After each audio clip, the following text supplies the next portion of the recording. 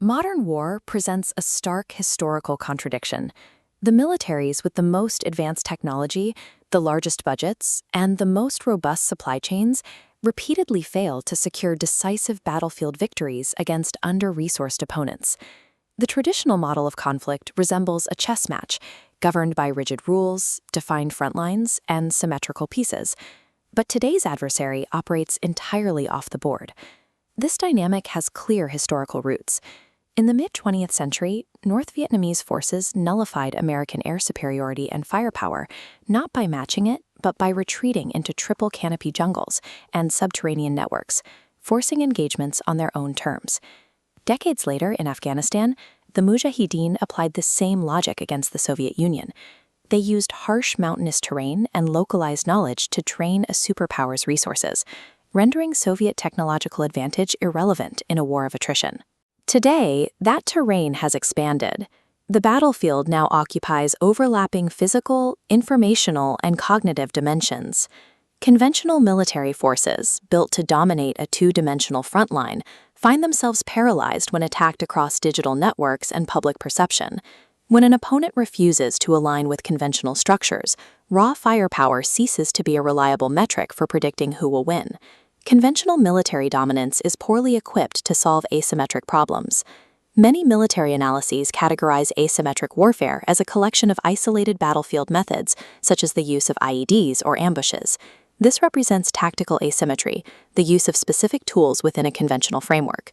Strategic asymmetry is the comprehensive reconceptualization of how power is applied across the entire conflict. The asymmetric combatant does not try to outshoot a stronger adversary. They abandon the pursuit of territorial control and kinetic dominance entirely, choosing instead to redefine what constitutes a win.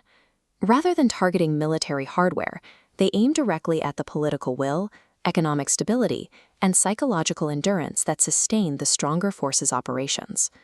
To counter modern irregular threats, security forces must understand the underlying architectural philosophy that makes these adversaries so resilient. The foundation of this architecture is the deliberate rejection of the decisive battle. Asymmetric actors know a direct confrontation is suicidal, so they pivot to socio-political attrition, bleeding an opponent's resolve over years or decades. To survive that long, they disperse their forces across geographical and organizational boundaries, creating a resilient network. From this dispersed posture, they launch physical attacks designed to maximize psychological impact and media coverage, rather than tactical gains. This chart visualizes the most potent weapon in the asymmetric arsenal: strategic patience.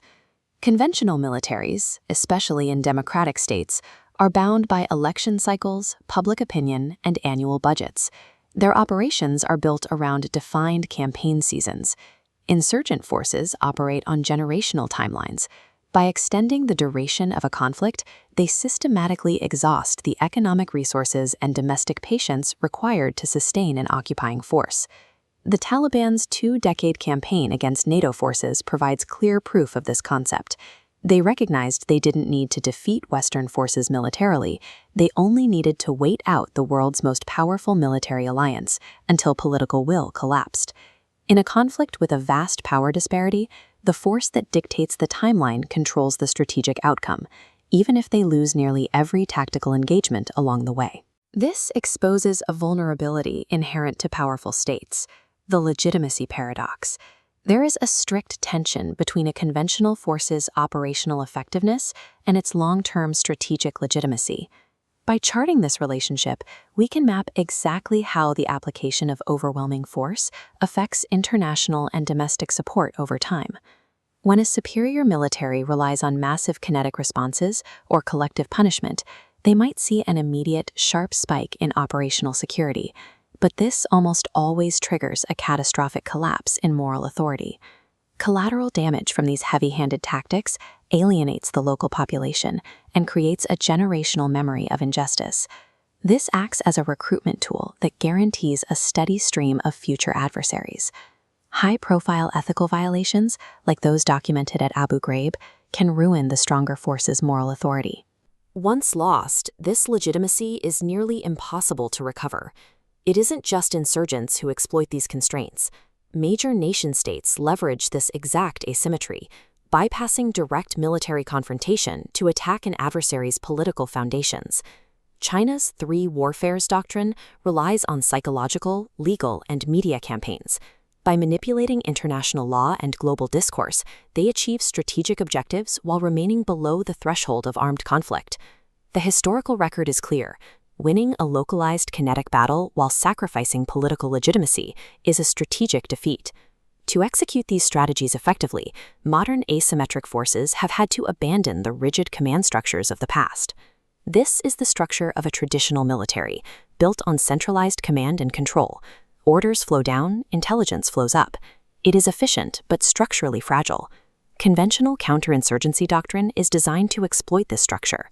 The goal is to identify and eliminate the central leadership nodes, a decapitation strike that causes the entire structure below to paralyze and collapse.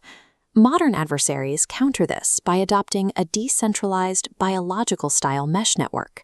There is no central headquarters. Instead, dozens of independent cells share equal connectivity. These cellular architectures absorb kinetic damage effortlessly. When a prominent node is neutralized, the network doesn't collapse. The surrounding cells simply redraw their connections, instantly bypassing the damage to regenerate the network. Empowered by encrypted messaging platforms and open-source intelligence, these autonomous cells sync their movements across massive urban environments without ever receiving a top-down order.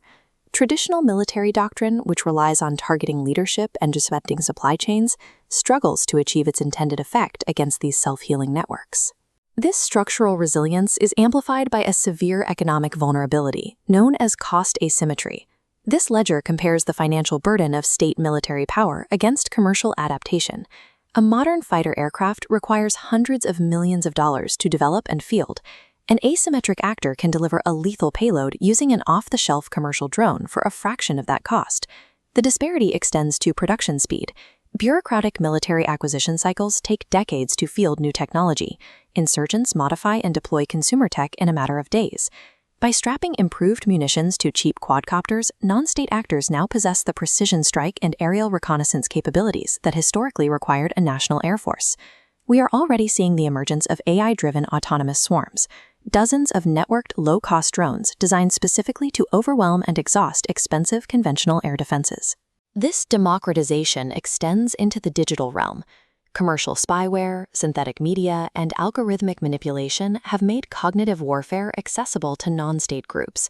Small hacktivist collectives with commercial-grade equipment can now compromise critical infrastructure, crippling power grids or financial systems without firing a single physical weapon. The barrier to entry for projecting strategic violence has dropped. Today, it requires little more than an internet connection and a consumer drone. When the weaponization of time, decentralized networks, and democratized technology converge, the result is a massive shift in the balance of global power.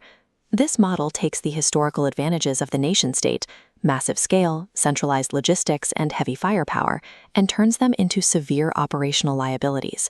The nation-state no longer holds a monopoly on the application of high-level violence. Capabilities once reserved for global powers are now distributed among non-state actors and decentralized networks. For policymakers and military leaders, this means that maintaining a massive conventional arsenal now offers rapidly diminishing returns against an agile, non-state adversary. Future conflicts will not be won by decisively destroying enemy formations on a battlefield. They will be won by carefully mapping and disrupting ideological networks, severing resource flows, and controlling public narratives. Navigating this landscape requires mastering network dynamics, securing information dominance, and balancing tactical force against the need for